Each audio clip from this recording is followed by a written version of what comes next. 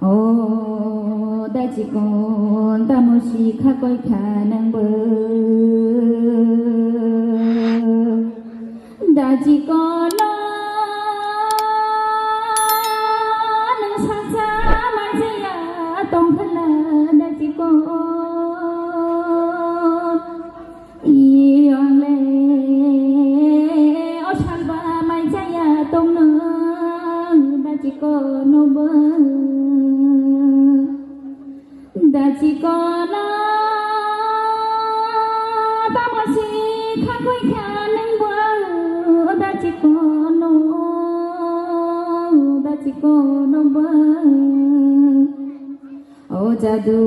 asume joli khai phong sa bui đi đi đã chỉ còn nó to bộ khá hà mới tông đi jadu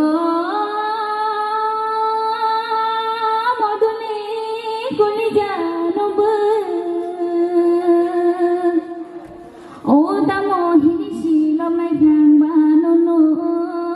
tamo hini si lo mai hang ba no no, oh rang cha thang khai bo ka bang no cha ye da chi ko no, da chi ko no.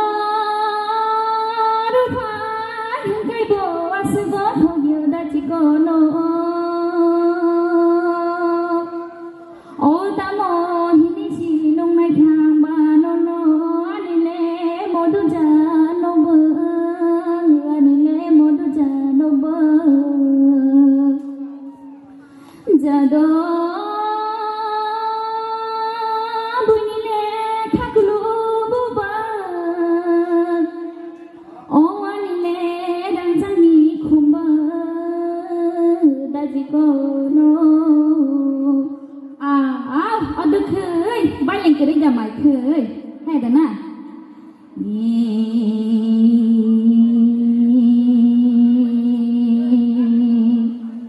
khula sa cứ này nè tham ba sa tông thân là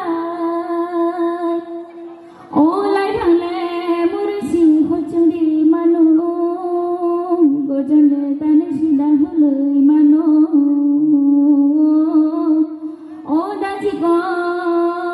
ta một si khác có nhà nâng mơ anh lê đang cha nó bơ cho tôi nó hay hay hầm vậy